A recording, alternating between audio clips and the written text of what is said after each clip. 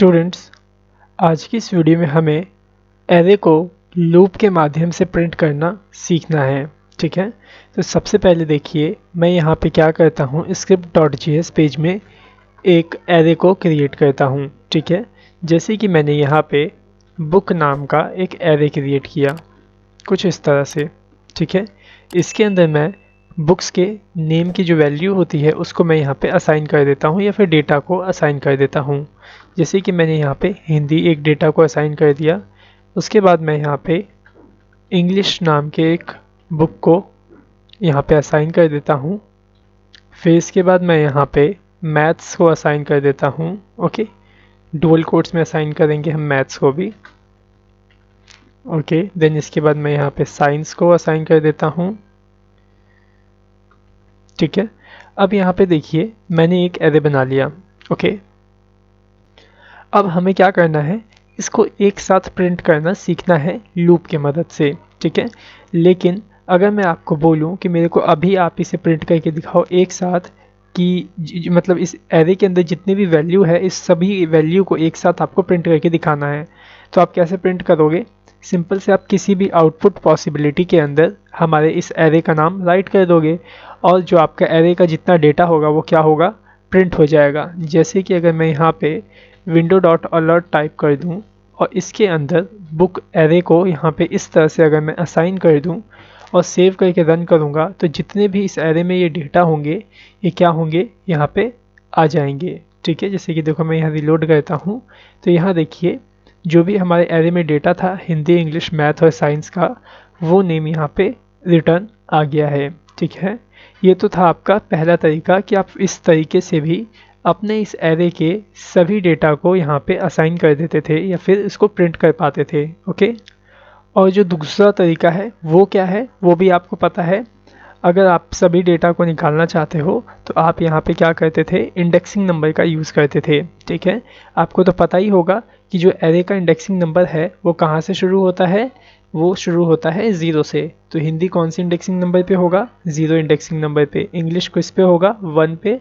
और मैथ्स किस पे होगा, 2 पे। और साइंस किस पे होगा, 3 पे। सो मैं यहाँ पे क्या करूँगा, इंडेक्सिंग नंबर को पास करके इसको प्रिंट करके आपको दिखाता हूँ कि किस तरह से आप इंडेक्सिंग नंबर पास करोगे। कुछ इस तरह से देखो, आप यहाँ पे क्या करोगे, पहले तो बिग ब्रैकेट्स का चित्र दोगे। क्यों? क्योंकि आप यहाँ पे इंडेक्सिंग नंबर आपको पास करना है।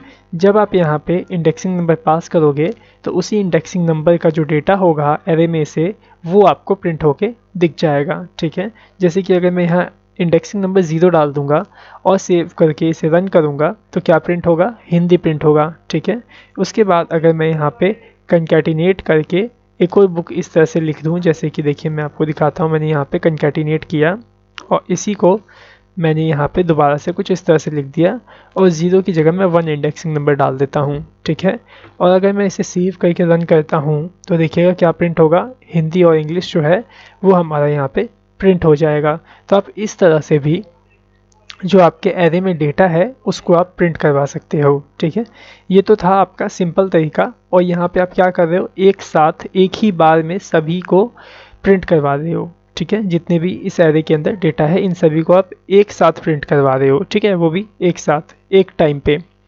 लेकिन मैं क्या चाहता हूँ, मैं ये चाहता हूँ जब मेरा window.alert हो तो फर्स्ट टाइम हिंदी प्रिंट हो, फिर सेकंड टाइम इंग्लिश प्रिंट हो, थर्ड टाइम मैथ्स प्रिंट हो और फोर्थ टाइम साइंस प्रिंट हो। मतलब जो एरे है इस एरे का जो डेटा है वो एक एक करके प्रिंट हो, ये नहीं कि एक साथ प्रिंट हो जाए जैसे कि अभी हो रहा है। देखो अभी क्या हो रहा है यहाँ पे, अगर मैं इसे रिलोड करता हूँ देखो हिंदी भी आ गया, साथ ही साथ यहाँ पे इंग्लिश भी आ गया। ठीक है, लेकिन मैं क्या चाहता हूँ, पहले हिंदी अलर्ट हो, फिर मैं जब ओके करूँ तो फिर इंग्लिश अलर्ट हो, फिर ओके करूँ तो मैथ्स अलर्ट हो और फिर से ओके करूँ तो आपका क्या अलर्ट हो, साइंस अलर्ट हो।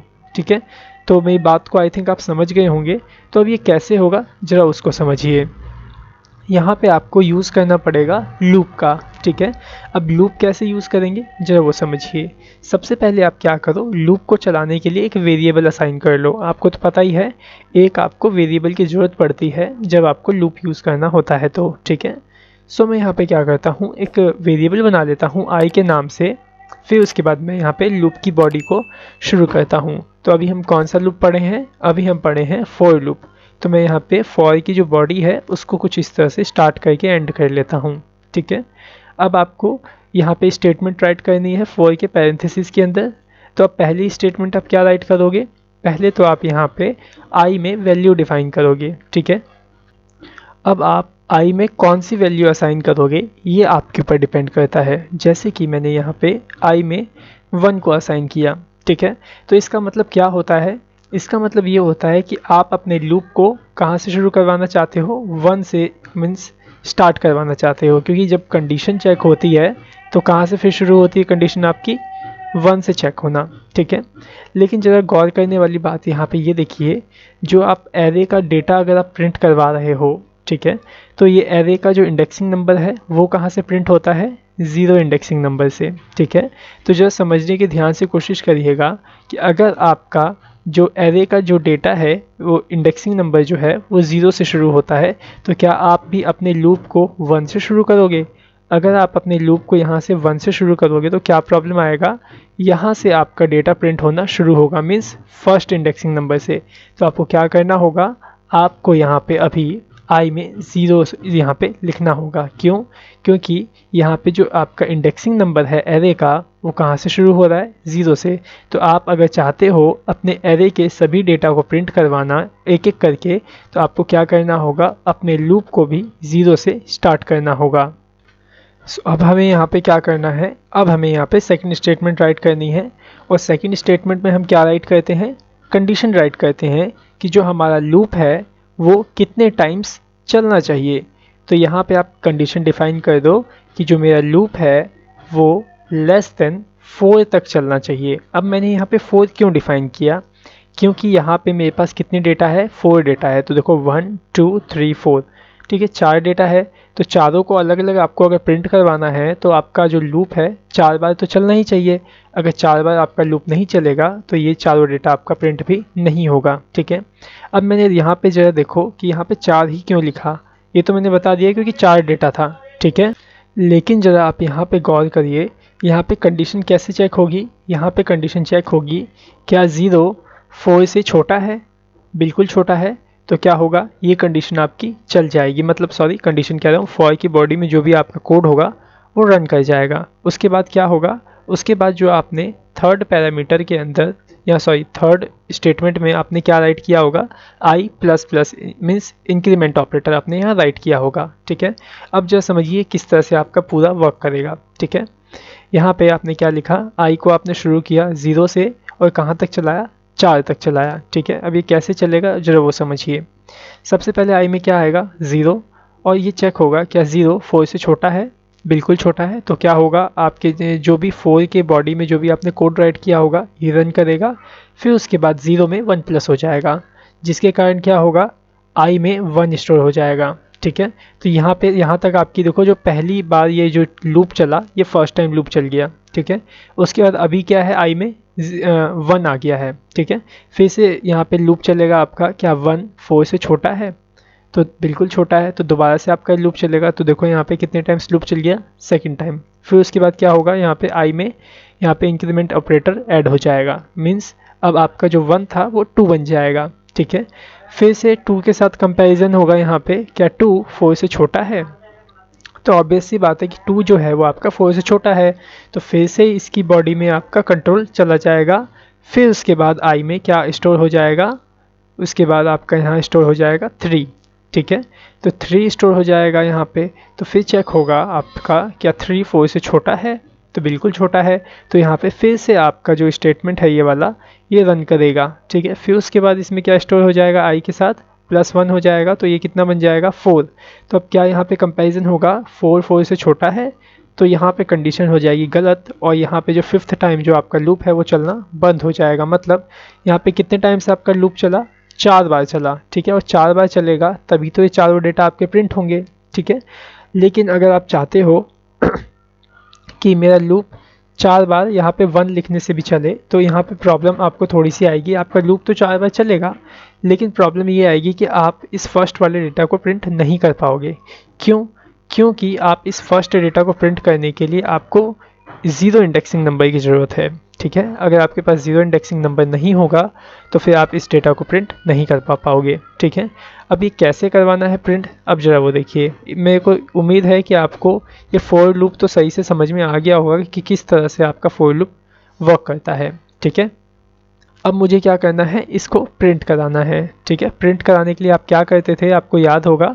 या तो अभी मैं क्या करता हूँ, फिलहाल डॉक्यूमेंट डॉट राइट में ही इसको प्रिंट करवा देता हूँ। ओके, मैंने लिखा डॉक्यूमेंट डॉट राइट, या फिर आप ऐसा करो विंडो डॉट अलर्ट भी लिख सकते हो। तो मैं आपको विंडो डॉट अलर्ट में भी दिखा देता हूँ पहले, फिर हम डॉक्यूमेंट डॉट राइट में देख लेंगे किस तरह से हमें रिजल्ट मिल रहा है। ओके, अब यहाँ विंडो डॉट अलर्ट के इस पैरेंथेसिस में आप क्या राइट करते हो, आउटपुट को। ठीक है, तो देखो यहाँ पे कैसे आउटपुट दोगे वो समझो। तो आप क्या करो, यहाँ पे सबसे पहले अपने एरे का नाम राइट कर दो। ठीक है, फिर उसके बाद यहाँ पे आप क्या करो, बिग ब्रैकेट्स का सिंबल दो। यहाँ पे आप क्या डालोगे, एरे का इंडेक्सिंग नंबर डालोगे। ठीक है, अगर मैं यहाँ ज़ीरो इंडेक्सिंग नंबर डाल दूँ तो क्या होगा, जो ये हिंदी है आपका, हिंदी कौन से इंडेक्सिंग नंबर पे है, ज़ीरो इंडेक्सिंग नंबर पे। तो क्या होगा, ये 4 बार लूप चलेगा आपका और चारों टाइम क्या प्रिंट होगा, हिंदी प्रिंट होगा। अगर मैं ज़ीरो की जगह 1 डाल दूँ तो 4 बार क्या प्रिंट होगा, इंग्लिश प्रिंट होगा। लेकिन मेरे को क्या चाहिए, मेरे को ये चाहिए कि फर्स्ट टाइम हिंदी प्रिंट हो, second time English, third time maths और फोर्थ टाइम साइंस प्रिंट हो। तो मुझे यहाँ पे कुछ ऐसा राइट करना होगा जिससे कि जब ये फर्स्ट टाइम लूप चले तो इसमें क्या स्टोर हो, 0। जब ये सेकंड टाइम लूप चले तब क्या स्टोर हो, 1।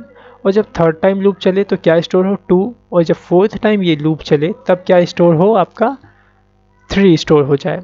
ठीक है, तो इसके लिए आपको क्या करना है, जरा यहाँ पे देखो, आई में अभी क्या है, 0। तो आप क्या करो, यहाँ पे आई को स्टोर कर दो।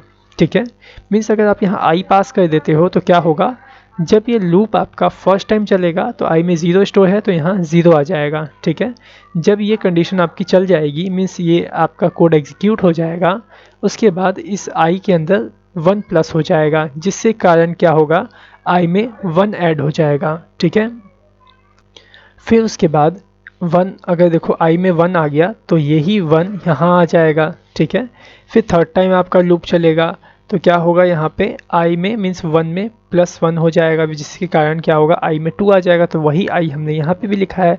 तो जैसे जैसे आपका यहाँ लूप चलेगा वैसे वैसे यहाँ पे आई में जो वैल्यू होगी एक एक करके बढ़ती जाएगी, जिससे कि क्या होगा, आपके एरे का जो डेटा है वो एक एक करके प्रिंट होता जाएगा। ठीक है, सो उम्मीद करता हूँ आपको ये सही से समझ में आ गया होगा। ओके, अगर कुछ प्रॉब्लम आई है इसे समझने में तो आप क्या करिए, इस वीडियो को दोबारा से बैक करिए और दोबारा से इसे देखिए, आपको एकदम अच्छी तरह से ये चीज़ें समझ में आ जाएंगी। ओके, सो अभी हम क्या करते हैं, इसको टेस्ट करते हैं ये वर्क करता है या नहीं। ओके, सो मैंने इसे Ctrl+S से इसे सेव कर लिया और देखिए मैं यहाँ ब्राउज़र में आ जाता हूँ और इसे रन करता हूँ। सो यहाँ पे देखो अभी फर्स्ट टाइम क्या प्रिंट हुआ, हिंदी प्रिंट हुआ। ठीक है, फिर सेकंड टाइम देखो इंग्लिश प्रिंट हुआ। फिर मैं ओके करता हूँ तो देखो थर्ड टाइम क्या प्रिंट हुआ, मैथ्स प्रिंट हुआ। और यहाँ पे फोर्थ टाइम क्या प्रिंट हुआ, साइंस प्रिंट हो गया।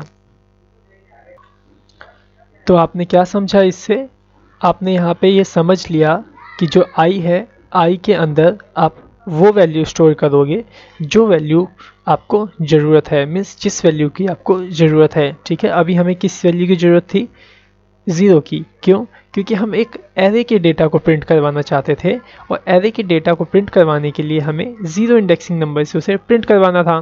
तो हमें यहाँ पे 0 की ज़रूरत थी, इसलिए हमने क्या किया, यहाँ पे 0 से लूप चलाया। ठीक है, सो उम्मीद करता हूँ आपको ये सही से समझ में आ गया होगा कि किस तरह से आप लूप का यूज़ करके हर एक एरे के डेटा को किस तरह से आप एक एक करके प्रीव्यू या फिर प्रिंट करवा सकते हो। ओके, अब जरा यहाँ पे आ जाइए, यहाँ पे देखिए एक क्वेश्चन रिटर्न है। ठीक है, क्या लिखा है क्वेश्चन में, जरा उसे पढ़िए। तो यहाँ पे क्वेश्चन रिटर्न है, write a program to print all even numbers before user input. इसका क्वेश्चन का मतलब जरा समझिए कि ये लिखा क्या है। यहाँ पे हमें एक ऐसा प्रोग्राम बनाने के लिए कहा जा रहा है जो कि इवन नंबर्स को प्रिंट करे। ठीक है, कौन से इवन नंबर्स को प्रिंट करे, जरा उसे भी समझ लीजिए। जैसे कि हमने यहाँ पे क्या किया है, हमसे कह रहा है कि आप एक फॉर्म बनाओ, मीन्स यूज़र से इनपुट लो ठीक है, फॉर्म के जरिए, और यूज़र अगर 100 टाइप कर दे उसके अंदर, तो 100 से पहले के जितने भी नंबर्स हैं उसके अंदर जो जो इवन नंबर्स हैं वो आपको प्रिंट करके दिखाना है। ठीक है, अगर आपको समझ में आया तो ठीक है, अगर नहीं समझ में आया तो दोबारा से सुनिए। क्वेश्चन क्या कह रहा है? क्वेश्चन कह रहा है कि आप यूज़र से कोई भी एक इनपुट लो, ठीक है, जैसे कि यूज़र ने 100 टाइप किया इनपुट में, ठीक है, तो आपको यहाँ पे क्या प्रिंट करना है? Print all even numbers before user input, मतलब आपको वो सभी इवन नंबर्स को प्रिंट करना होगा जो कि यूज़र ने नंबर टाइप किया है उससे जो पहले आते हैं। मीन्स जैसे 100 आप यूज़र ने टाइप किया, ठीक है, तो 100 से पहले कौन कौन से नंबर आते हैं? 1 से लेके 99 तक के नंबर्स आते हैं। तो 1 से लेके 99 तक के नंबर्स में जो जो इवन नंबर्स हैं उसको प्रिंट करने का काम आपको करना है लूप की मदद से। ठीक है, तो यहाँ पे आप किस तरह से निकालोगे सभी इवन नंबर्स को, ज़रा वो यहाँ पे आपको ऐसा ही प्रोग्राम बनाना है। ठीक है, तो आपको याद होगा आपने पहले भी ऑड इवन नंबर्स वाले प्रोग्राम्स बना रखे हैं और किस तरह से आप बनाते थे आपको ये याद होगा। ठीक है, अगर नहीं याद है तो कोई दिक्कत नहीं है, हम वापस से एक बार इसे रिवाइज कर लेते हैं। जैसे कि यहाँ समझिए एक वेरिएबल बना है x के नाम से, ठीक है, और इस x के अंदर मैंने 100 को स्टोर कर लिया। ठीक है, अब यहाँ पे क्या होता है, जो ये 100 है ना, आप इसको समझो ये यूज़र का इनपुट है। ठीक है, अब यहाँ पे हमने क्या किया, 100 को स्टोर कर लिया। अब आपको क्या करना होता था, चेक करना होता था जो यहाँ पे स्टोर हुआ है क्या ये इवन नंबर है या ऑड नंबर है। आपको याद है क्या इवन नंबर्स कौन से होते हैं? इवन नंबर्स वो नंबर्स होते हैं जो 2 के साथ पूरी तरह से डिविजिबल हो जाते हैं। ठीक है, तो आप ऐसे क्या करते थे जिससे कि आपको पता चल जाता था कि जो यहाँ पे राइट है, जैसे कि यहाँ पे मान लो 6 राइट है, ठीक है, तो ये 6 क्या है, इवन नंबर है या ऑड नंबर है? कैसे पता करते थे? तो आप यहाँ पे क्या करते थे, आप यहाँ पे कुछ इस तरह से कंडीशन चलाते थे कि इफ़ अगर x modulus operator 2 equal to 0, तो यहाँ पे आपने क्या लिखा, यहाँ पे आप लिखते थे अगर जो भी यूज़र ने टाइप किया है अगर मैं उसमें मॉड्यूलस कर दूँ, मीन्स डिविजिबल कर दूँ 2 के साथ, और अगर ये मेरे को रिमाइंडर कितना रिटर्न करे, 0 के बराबर रिटर्न करे, तो ये क्या है, आपका इवन नंबर है। तो आप यहाँ पे क्या कर देते थे, प्रिंट करवा देते थे इवन नंबर। ठीक है, लेकिन अगर ये कंडीशन फॉल्स हो जाती थी तो आप समझते थे कि ये आपका कौन सा नंबर है, ऑड नंबर। तो आप यहाँ पे क्या करते थे, ऑड नंबर को कुछ इस तरह से प्रेजेंट कर देते थे।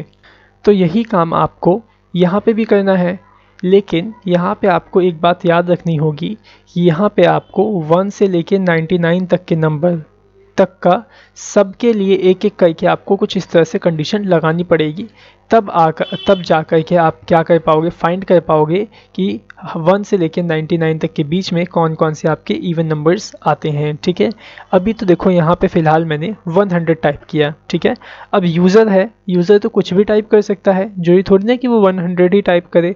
उसने अगर 10,000 टाइप कर दिया तो आपको क्या करना पड़ेगा, 1 से लेके 10,000 तक के बीच के जितने भी इवन नंबर हैं उन सभी नंबर्स पे, मीन्स उन हर एक नंबर पे आपको कंडीशन लगा के ऐसे चेक करना होगा क्या, जैसे सबसे पहले तो आप क्या करोगे, 1 पे लगाओगे, क्या 1 आपका 0 रिटर्न कर रहा है, मीन्स 1 को अगर आप 2 से डिवाइड करते हो तो क्या वो रिमाइंडर 0 रिटर्न कर रहा है? अगर 0 रिटर्न कर रहा है तो वो इवन है, अगर नहीं कर रहा है तो वो ऑड है। तो इस तरह से करके आपको हर एक एक नंबर पे कंडीशन लगानी पड़ेगी, तब जाकर ही आप क्या कर पाओगे, ये इस प्रोग्राम को सॉल्व कर पाओगे। ठीक है, लेकिन अगर आपके पास लूप है, अगर आप लूप जानते हैं तो इस काम को आप एक कोड में मीन्स इसे कर सकते हो। मीन्स आप एक बार कंडीशन डिफाइन करोगे और वो कंडीशन सभी के लिए डिफाइन हो जाएगी। ठीक है, अब ये कैसे होगा, चलिए जरा इसको हम प्रैक्टिकल में सीखते हैं जिससे कि आप और अच्छे से समझ पाएंगे। ठीक है, तो अभी हमें क्या करना है, इसके मुताबिक इस क्वेश्चन के रिलेटेड में हमें एक पहले फॉर्म बनाना पड़ेगा। ठीक है, तो आ जाइए यहाँ index.html के अंदर और मैं यहाँ पे क्या करता हूँ, एक फॉर्म को क्रिएट कर लेता हूँ। ठीक है, तो यहाँ पे देखो मैंने एक फॉर्म को क्रिएट कर लिया। क्या लिखा है यहाँ पे, फॉर्म में आईडी है, फॉर्म आईडी। ठीक है, यहाँ पे देखिए एक इनपुट टाइप नंबर है, प्लेस होल्डर में आप लिख लो एंटर नंबर। ठीक है, कुछ इस तरह से आईडी है यहाँ पे यू टैब, आईडी में क्या राइट है, यू टैब। ओके, या फिर हम यहाँ पे क्या करते हैं, यू टाइप की जगह यूज़र नंबर को ऐसे राइट कर देते हैं, जिससे हमें याद रहेगा कि यूज़र ने क्या नंबर टाइप किया। ठीक है, मतलब आईडी थोड़ा इजी हो जाएगा समझने में, यूज़र नंबर। ठीक है, उसके बाद यहाँ पे हमने एक बना लिया इनपुट टाइप सबमिट का बटन, और यहाँ पे हमने फॉर्म को क्लोज कर लिया। और यहाँ पे देखिए हमने क्या बनाया है, एक पी नाम का एलिमेंट रखा है जिसके अंदर हम रिजल्ट को प्रेजेंट करेंगे। ठीक है, सो हमारे यहाँ पे फॉर्म बन के रेडी है। सेव कर लेते हैं इसको और एक बार रन करके टेस्ट करते हैं कि कैसा दिख रहा है। ठीक है, अभी देखो हमने जावास्क्रिप्ट में जो कोड किया था वो वापस से एग्जीक्यूट कर गया यहाँ पे, और यहाँ पे देखिए जो यूज़र इंटरफेस हमने बनाया था वो यहाँ पे आ गया है। अब आ जाइए यहाँ कोड में, और आपको क्या करना है, सबसे पहले इस फॉर्म की आईडी को यहाँ सेलेक्ट करके अपने script.js में सेलेक्ट कर लेना है फॉर्म को, और किसको सेलेक्ट कर लोगे, इनपुट को। ठीक है, क्योंकि हमें इसकी ज़रूरत है और इसकी भी ज़रूरत है। ठीक है, और इसकी भी ज़रूरत है तो हम इसको भी बाद में सेलेक्ट कर लेंगे, पहले इसको सेलेक्ट कर लेते हैं अपने जावास्क्रिप्ट में और इस इनपुट की वैल्यू को। ठीक है, तो आ जाइए JS के अंदर और आप इस सब को अभी हटा दो यहाँ से, और एक पहले मैं वेरिएबल बना लेता हूँ फॉर्म के नाम से, जिसके अंदर मैं स्टोर कर लूँगा किसे, फॉर्म नाम के एलिमेंट को। ओके, सो स्टूडेंट्स मैंने यहाँ पे फॉर्म नाम के एलिमेंट को कुछ इस तरह से देखो यहाँ पे स्टोर कर लिया है फॉर्म नाम के वेरिएबल में। ठीक है, अब हम क्या करेंगे, इस पर माउस इवेंट लगाएंगे। सो लगाते हैं, पहले फॉर्म को राइट करेंगे कुछ इस तरह से, और इस पर डॉट ऑपरेटर देके माउस इवेंट असाइन करेंगे। क्या असाइन करेंगे, जब फॉर्म पर ऑन सबमिट हो तो एक एनोनिमस फंक्शन राइट होना चाहिए। ठीक है, कुछ इस तरह से कॉल होना चाहिए। अब जब फॉर्म सबमिट होगा तो जो भी हम इसके अंदर कोड राइट करेंगे वो क्या होगा, एग्जीक्यूट होगा। ठीक है, सो अब मैं क्या करूँगा, इसके अंदर एक वेरिएबल बना लेता हूँ, किस नाम से, यूज़र इनपुट के नाम से, यू इनपुट टाइप कर देता हूँ। ठीक है, कुछ इस तरह से इसके अंदर मैं सेलेक्ट कर लेता हूँ document dot gate elements bye ID के माध्यम से किसको सेलेक्ट कर लूँगा, यूज़र इनपुट को। ठीक है, सो मैंने वहाँ पे क्या दिया था, यूज़र नंबर दिया था ना। ओके, यूज़र नंबर मैंने आईडी का नाम दिया था, आईडी की वैल्यू दी थी, इसलिए मैंने यहाँ पे यूज़र नंबर कुछ इस तरह से राइट कर लिया। उसके बाद मैं क्या करूँगा, डॉट देके वैल्यू कीवर्ड का यूज़ करूँगा। ठीक है, अगर मैं यहाँ वैल्यू लगा दूँगा तो क्या होगा, जो भी यूज़र ने उस इनपुट में टाइप किया होगा वो वैल्यू इस वेरिएबल के अंदर आ जाएगी। ठीक है, अब देखिए हमें क्या करना है, यहाँ से लूप बनाना शुरू करना है। ठीक है, अब लूप कैसे शुरू करेंगे जरा वो देखिए। लूप शुरू करने के लिए आपको सबसे पहले लूप के लिए एक वेरिएबल बना लेना है। तो देखिए मैंने क्या किया, लूप के लिए यहाँ पे सबसे पहले एक वेरिएबल बना लिया, और फिर यहाँ पे मैं क्या करता हूँ, फॉर लूप की बॉडी को कुछ इस तरह से स्टार्ट करके एंड कर देता हूँ। ठीक है, अब जरा समझिएगा कि आपको क्या करना है, किस तरह से आप लूप चलाओगे कि जो भी यूज़र टाइप करेगा और उससे पहले की सारे नंबर्स पे कैसे कंडीशन चल जाएगी। ठीक है, और आपको सारे इवन नंबर्स मिल जाएंगे। कैसे होगा ये सब, जो वो ध्यान से समझिएगा। अभी जरा देखिए हमें क्या करना है, अपने लूप को कहाँ से शुरू करना है पहले आप वो डिफ़ाइन करो। ठीक है, तो जो हमारा लूप है वो कहाँ से शुरू होना चाहिए, 1 से। जैसे कि अगर बाय द वे यूज़र ने डिफ़ाइन कर दिया कि 100 तक के जो पहले के नंबर्स हैं उसके अंदर से आपको इवन नंबर को सेलेक्ट करना है, तो इवन नंबर जो भी शुरू होंगे 1 से ही होंगे, उसकी कोई दिक्कत नहीं है। ठीक है, 1 से हम सभी नंबर्स को शुरू करने वाले हैं। तो मैं यहाँ पे क्या करता हूँ, आई में डिफ़ाइन कर देता हूँ 1, कि जो हमारा आई है वो उसमें क्या स्टोर हो, 1। तो 1 स्टोर करने का मतलब ये है कि जो हमारा लूप है वो कहाँ से चलना शुरू हो, 1 से चलना शुरू होगा। ठीक है, अब कहाँ तक चलेगा, मीन्स कंडीशन कहाँ तक चलेगी, मतलब जहाँ तक आप कंडीशन लगाओगे यहाँ पे वहाँ तक आपका लूप चलेगा। ठीक है, तो मैं क्या कर रहा हूँ, यहाँ पे आई में कंपैरिजन करूँगा कुछ इस तरह से, आई मेरा कहाँ तक चले, मीन्स लेस देन कहाँ तक चले, जितना यूज़र ने इनपुट किया हो। तो मैं इस वेरिएबल को यहाँ पे राइट कर दूँगा कुछ इस तरह से। ठीक है, तो यहाँ पे समझिए कि मैंने क्या राइट किया है। जैसे कि अगर यूज़र ने 120 राइट कर दिया तो यहाँ पे क्या आ जाएगा, 120। तो आपका जो लूप है वो कितने टाइम्स चलेगा, 120 टाइम्स चलेगा।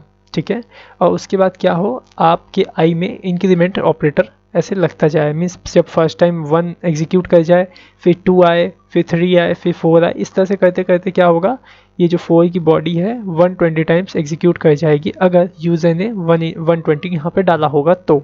ठीक है, अगर यूज़र ने 10,000 डाला है तो ये आपका जो लूप है 10,000 टाइम्स भी ये चल जाएगा। ठीक है, अब देखिए आपको यहाँ पे क्या करना है, यहाँ पे आपको अपनी वही इफ़ वाली कंडीशन को राइट कर देना है, सिंपल। ठीक है। कैसे राइट करोगे जरा वो देखिए। सो मैं यहाँ पे राइट करता हूँ इफ़, पहले मैं इफ़ की बॉडी को बना लेता हूँ पूरा कुछ इस तरह से, ठीक है। अब मेरे को कंडीशन लगानी है, क्या कंडीशन लगानी है कि जो यूज़र ने टाइप किया है क्या वो इवन है या नहीं, ठीक है। ये कंडीशन लगानी है। नहीं, आपको क्या कंडीशन लगानी है, आपको यहाँ पे ये कंडीशन लगानी है कि जो भी यूज़र ने नंबर डाला है वहाँ तक के सारे इवन नंबर्स हमें मिल जाए, ठीक। कुछ इस तरह से हमें यहाँ पे कंडीशन चलानी है। तो कैसे चलेगी कंडीशन जरा वो देखिए।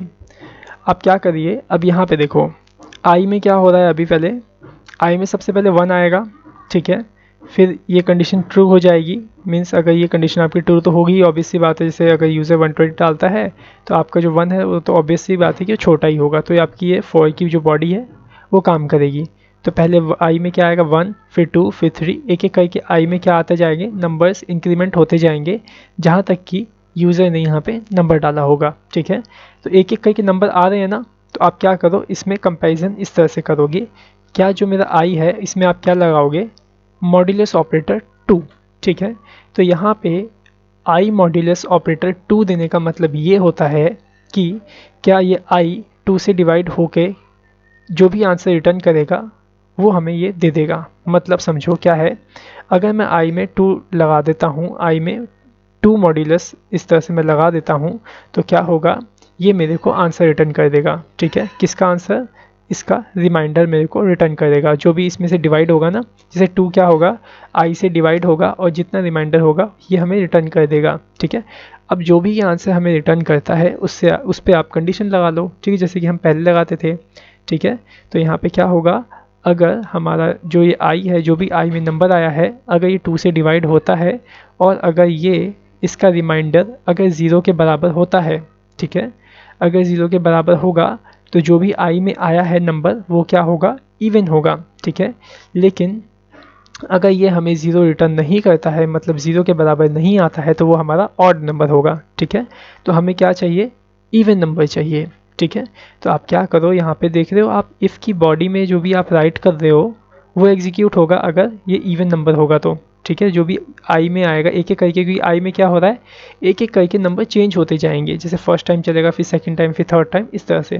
तो जो ये थोड़ी ना कि इसमें 1 ही रहेगा, फिर 2 भी आएगा, फिर 3 भी आएगा, तो इस तरह से करके यह कंडीशन चेक होती जाएगी आपके हर एक नंबर पे, क्या ये इवन है, ऑड है, इवन है या ऑड है, ठीक है।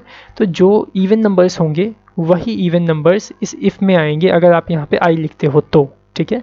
अब देखो जैसे मैंने इस इफ़ की बॉडी में अगर मैंने यहाँ आई लिखा है तो आई क्या होगा, आई में इस आई में वही नंबर्स आएंगे जो पूरी तरह से 2 के साथ डिविजिबल हो जाएंगे, ठीक है। और जो नंबर 2 के साथ पूरी तरह से डिविजिबल हो जाते हैं तो वो क्या रिटर्न करेंगे, 0 के बराबर रिटर्न करेंगे, ठीक है।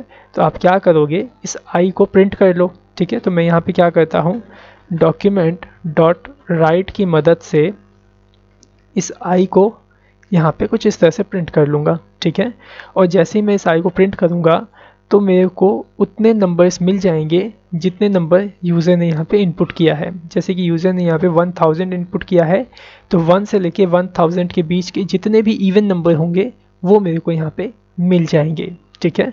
अब मेरे को जो नंबर्स चाहिए वो कैसे चाहिए, हॉरिजॉन्टली चाहिए, सॉरी हॉरिजॉन्टली नहीं, वर्टिकल चाहिए। तो आप क्या करो, यहाँ पे ब्रेक को कंकैटिनेट कर दो, ठीक है। सो मैंने देखो यहाँ पे ब्रेक को कुछ इस तरह से कंकैटिनेट कर दिया। अब मैं क्या करता हूँ, इसको सेव करता हूँ और आपको रन करके दिखाता हूँ कि किस तरह से वर्क करता है, ठीक है। यहाँ देखो मैंने इसे एक बार रिलोड किया और मैं यहाँ पे क्या करता हूँ 12 पास करता हूँ, सबमिट करता हूँ, देखिएगा क्या रिज़ल्ट मिलेगा। तो देखो यहाँ पे क्या रिज़ल्ट मिला, 2, 4, 6, 8 और 10 मिल गया, ठीक है। मतलब मैंने 12 लिखा तो 1 से लेकर 12 तक के बीच में कितने नंबर्स आए आपके इवन, 2 आपके इवन नंबर था, 4, 6, 8 और 10 ये सब आपके क्या हैं, इवन नंबर्स हैं, ठीक है। अब ये कैसे रिटर्न आए यहाँ पे आई में जरा वो समझिए। यहाँ पे क्या हो रहा है जरा ध्यान से समझिएगा। यहाँ पे अगर हम कंडीशन चेक कर रहे हैं, जो भी आई में नंबर आया है अगर वो 2 के साथ पूरी तरह डिविजिबल हो जाता है तो वही नंबर इस इफ़ की बॉडी में आएगा, ठीक है। और जो नंबर पूरी तरह आई मतलब पूरी तरह 2 से डिविजिबल नहीं होगा वो कहाँ जाएगा, एल्स में जाएगा, ठीक है।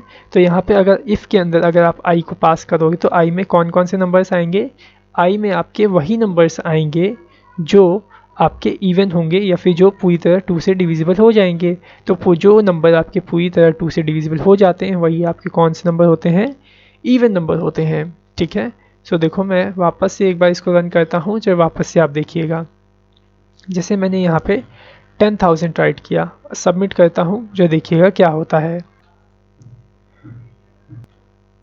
तो यहाँ पे देखिए सारे के सारे इवन नंबर्स देखो आपके आ गए 10,000 तक के।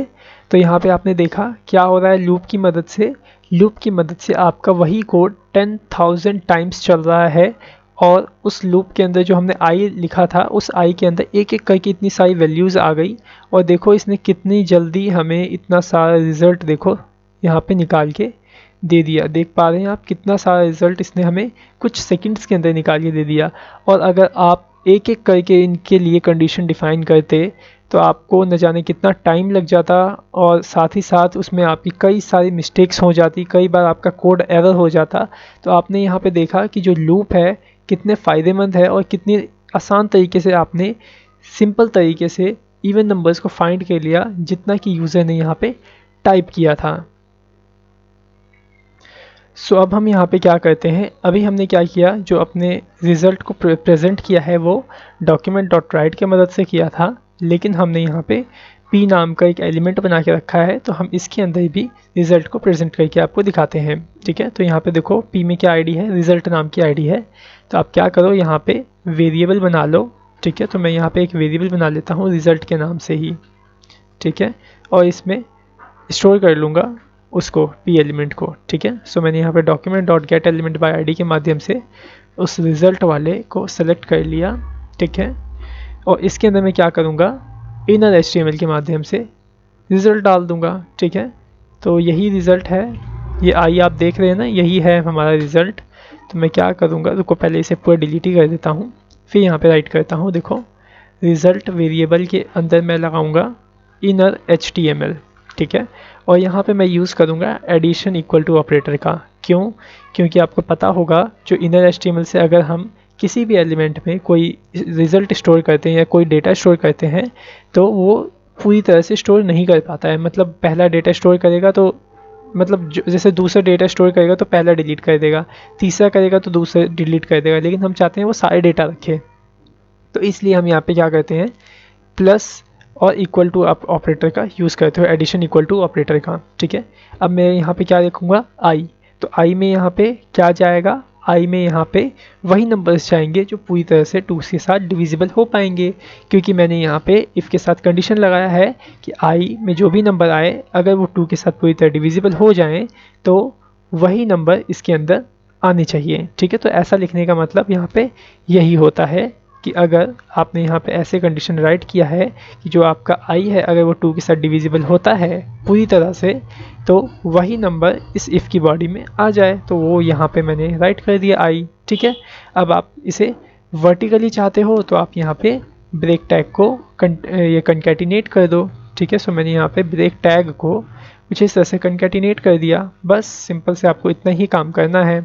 ओके, और एक काम आपको और करना है, यहाँ पे रिटर्न फॉल्स का भी आई थिंक यूज़ करना होगा। बाकी एक बार सेव करके रन कर लेते हैं, देख लेते हैं, अगर प्रॉब्लम आती है तो उसे भी यूज़ कर लेंगे। ओके, सो मैंने इसे रिलोड किया और यहाँ पे मैं 100 तक के नंबर्स को प्रिंट करता हूँ। सबमिट पे क्लिक करता हूँ, देखिएगा आता है या नहीं। सो देखो मैं सबमिट पे क्लिक किया, देखो रिटर्न चला गया ना। तो हम क्या करेंगे, जहाँ से हम फंक्शन कॉल कर रहे हैं, जैसे देखो यहाँ पे हम फंक्शन कॉल कर रहे हैं तो इसी फंक्शन के लास्ट में यहाँ पे आकर के हम रिटर्न फॉल्स लगा देंगे। ठीक है, रिटर्न फॉल्स। अब सेव करके रन करते हैं, देखते हैं वर्क करता है या नहीं। सो मैंने देखिए 100 टाइप किया, सबमिट करता हूँ तो देखो रुक गया। 2 4 6 8 ये सारे जितने भी इवन नंबर्स थे वो सारे के सारे आ गए। ठीक है, अब यहाँ पे देखो जरा 98 तक के नंबर्स आए। 100 भी तो आई थिंक आपका इवन नंबर है, 100 भी तो आपका 2 के साथ डिविजिबल है। लेकिन हमने यहाँ पे क्या किया है, कंडीशन में जो है देखो फॉर लूप में यहाँ पे जो हमने कंडीशन लगाई है उसमें राइट किया है जो आई हो वो लेस देन यूज़र इनपुट हो। मतलब 100 से अगर आपका आई कम है तभी कंडीशन चलनी चाहिए। तो अगर आप यहाँ पे इक्वल टू ऑपरेटर भी दे दोगे तब जाके आपका जो 100 वाला है वो भी यहाँ पे आने लग जाएगा। ठीक है, मीन्स अगर आई यूज़र इनपुट के बराबर है, जैसे यहाँ 100 में जैसे आई में क्या आया 100 आया, तो अगर 100 के बराबर है तो भी ये इंस्ट्रक्शन आपकी चलनी चाहिए, फॉर की बॉडी चलनी चाहिए। तो आप यहाँ पे इक्वल टू ऑपरेटर लगा दो। अब एक बार रन करके देखो, अब आपका पूरा का पूरा नंबर रिटर्न करेगा जहाँ तक आप डालोगे। जैसे मैंने 12 डाला, सबमिट करता हूँ, तो देखो यहाँ पे 12 भी आपका इवन नंबर था, तो ये भी देखो यहाँ पे आ गया। ठीक है, सो उम्मीद करता हूँ कि आपको सही से समझ में आ गया होगा, और समझने में कुछ दिक्कतें भी आई होंगी, परेशानियाँ भी आई होंगी, मैं समझ सकता हूँ, क्योंकि जो टॉपिक्स हैं, लूप हो गया आपका, एरे हो गया, इफ़ एल्स कंडीशन हो गया, ये थोड़ा सा कॉम्प्लिकेटेड है, लेकिन कह सकते हो अगर आप इसे सही से समझोगे, सही से करोगे, इसकी प्रैक्टिस करोगे, तो बहुत जल्दी ही आपको ये समझ में आ जाएंगे। क्योंकि अगर आप इफ़ एल्स अगर आप स्किप कर दोगे, या फिर एरे को स्किप कर दोगे, या फिर लूप को स्किप कर दोगे, तो आगे चल के आप किसी भी एप्लीकेशन को सही तरह से अपनी मन मुताबिक डेवलप नहीं कर पाओगे। जैसा कि आप चाहते हो कि मेरे को ऐसी ही एप्लीकेशन चाहिए, इस एप्लीकेशन में ये फीचर्स और फंक्शनैलिटीज़ होनी चाहिए, तो वो सब फीचर्स और फंक्शनैलिटीज़ आप तभी डेवलप कर पाओगे जब आपको लूप चलाना आएगा। ठीक है, जब आपको एरे में सही तरीके से डेटा स्टोर करना, डेटा निकालना आएगा, या फिर आपको इफ़ और एल्स की कंडीशन सही से लगाने आएगी, तभी आप ये सब काम कर सकते हो।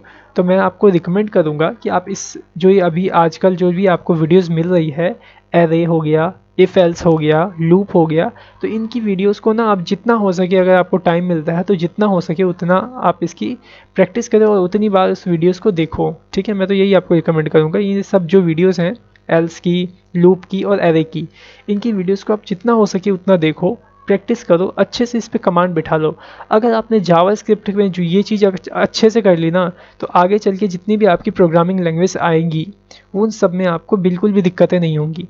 क्योंकि जो जावास्क्रिप्ट है वो आपका ना हमेशा आप सीखते ही जाओगे। इसके अंदर इतना है जावास्क्रिप्ट में कि वो कभी ख़त्म नहीं हो सकता। क्योंकि जावास्क्रिप्ट क्या है, एक तरीके से ना आपकी प्रोग्रामिंग लैंग्वेज है, और प्रोग्रामिंग किस पे डिपेंड करती है, आपके ऊपर कि आप कैसा सोचते हो, आप कैसा बनाना चाहते हो। ठीक है, तो जैसा आप बनाना चाहते हो आप प्रोग्रामिंग लैंग्वेज से बना सकते हो। ठीक है, सो मैं आपको यही एंड में रिकमेंड करूँगा कि अब जावास्क्रिप्ट पे जितना ज़्यादा जोर दे सकते हो जोर दे लो। अगर आपने अभी मेहनत कर ली अच्छे से, तो आगे चल के आपको बिल्कुल भी परेशानी नहीं होगी कोई भी, जब आप दूसरी प्रोग्रामिंग लैंग्वेज सीखोगे।